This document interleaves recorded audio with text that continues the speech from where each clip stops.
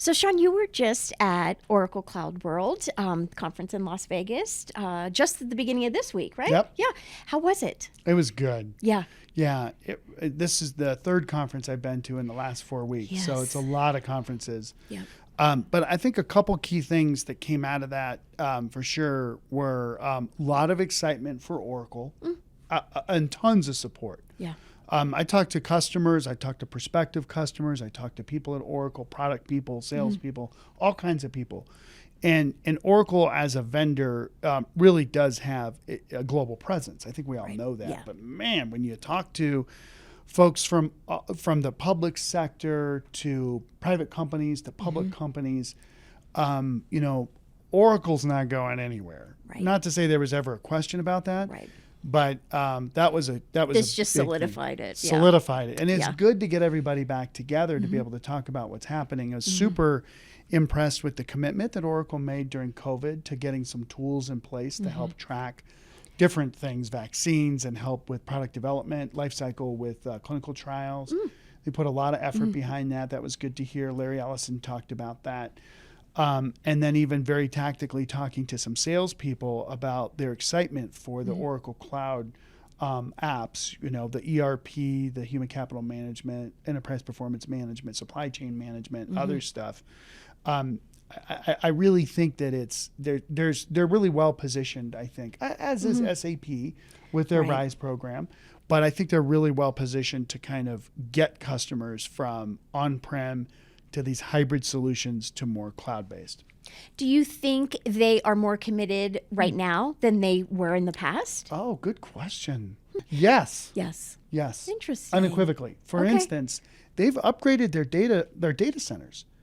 And when you think about this, when you get an enterprise app today on a subscription, right? Well, it used to be you'd buy the app in a perpetual license. You pay a ton of money up front, and then you pay for maintenance every year, 20%, Right. or whatever, 25%. Now you pay the same amount each year. You pay much less than you would have with the perpetual license, but over the long term, you pay more. Oh. But there's a reason for that, because they're handling all your hosting, they're handling your security, et cetera, even the application servers, the database servers, the web servers, all that stuff you had to buy before. You don't have to buy any of that. Right. It comes with it, right? Security, data center power, cooling, backup, recovery, blah, blah, blah, all that stuff.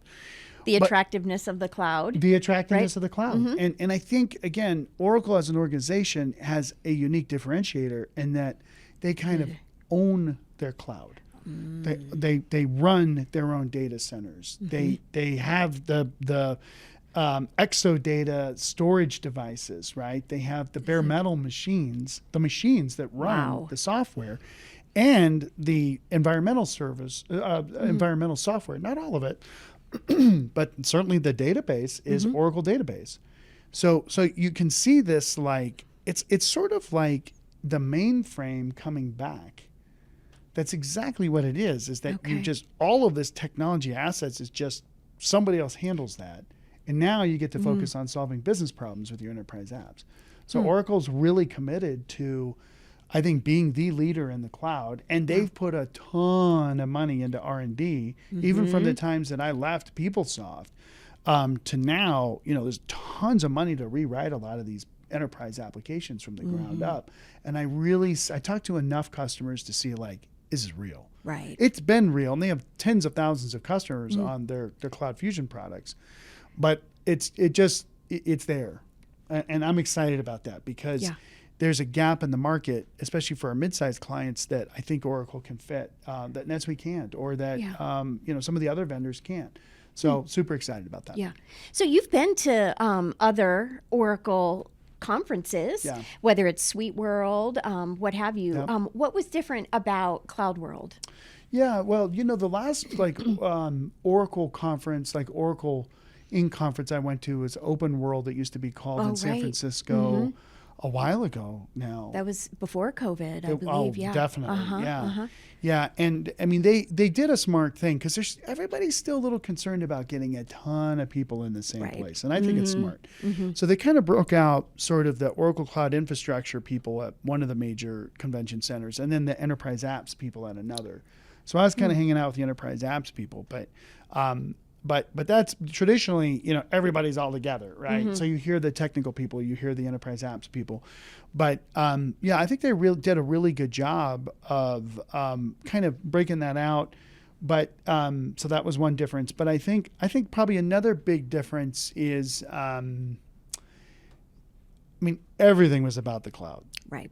Like everything, right? The logos, like like they give out a sweatshirt, and so it has a little bit of a cloud kind of thing on it. Like everything, like it's not like there's the on-prem business, but you have to remember again, especially in the Oracle e-business suite, PeopleSoft, JD Edwards space. These are very major organizations that have made major investments in their enterprise applications, and they can't change overnight. They just can't do it. For instance, one of the customers I talked to, without getting into specifics, runs the currencies for one of the largest countries in the world, we'll just say, right? And they're running Oracle. And they're like, we're not going to change until it really, really, really, really works because, it's the financials for this organization. But this is big. I talked to another guy who couldn't tell me anything about his job because he works for a defense contractor who just does work with the DoD, and they're running Oracle database. Wow. So, but everybody that I talk to is either mid a migration to a pure cloud, or there's these intermediary steps that they have. They call it SaaS as kind of the final destination, hybrid solutions and all that stuff. So, I really got the sense that, Oracle can kind of be a hard company to work for or work with sometimes, to be honest with you. Oh, they increased my caps or they increased my rates on my subscription now that my caps are done. And I didn't get more software and yet I got to pay more. You hear this from them as well as other vendors, but usually more from Oracle. But I see that their commitment to doing the right things for customers is there.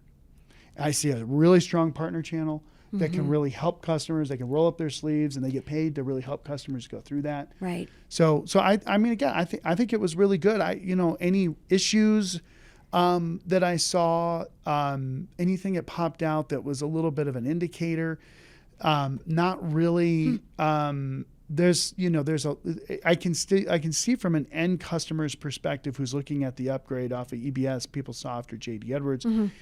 It's still not so clear what to do. But what I did see now is that Oracle's offering options that can make a lot of sense. So instead of it being like, you're on this version, you need to go to this, right? Deltek, for instance, is like, if you're a Vision customer on this version, you're going to go to Vantage Point. You don't like it, go find something else, right? Although they don't want to lose customers. Right. But that is the path. Oracle has multiple paths that customers can take. They can take their on-prem instance and put it in Oracle's cloud infrastructure hosting environment, right? You get benefits now of being in a world-class data center. Right. But the app itself, you still have to, you have to log into it as you would any three-tier client-server kind of a solution. It's not cloud necessarily. It's not internet-based, although you can have internet-based user experiences now, UIs, to get into the app, but the app sits in the cloud. So what I'm saying is there's different stages, and they're very willing to work with customers to figure out what the right stage is. And I loved seeing that. Yeah. So the client can determine what path they want to take rather than being guided directly from them. That's right. Which I think was a change from several years ago. I did notice that, so it was good to see. Okay.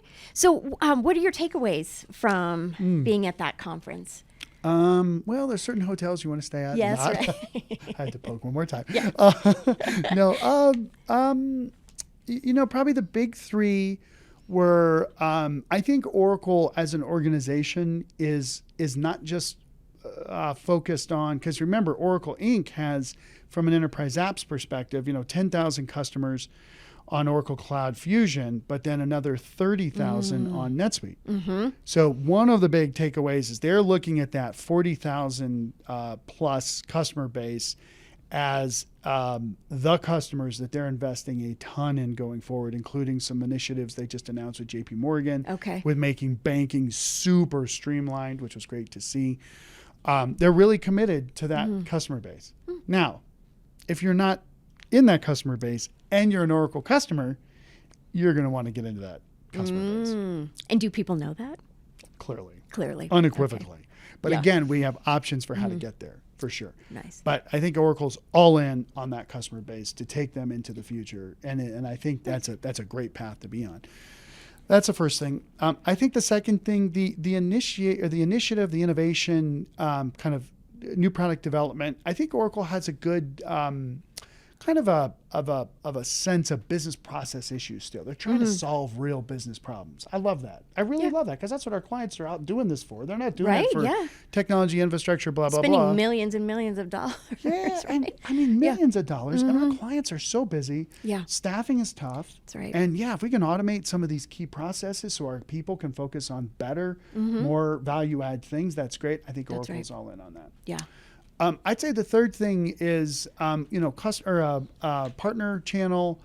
I think the partners are still trying to figure out, so how do we really make money in this whole thing? You know, because there's a lot of upgrades. There's migrations, taking them to the cloud.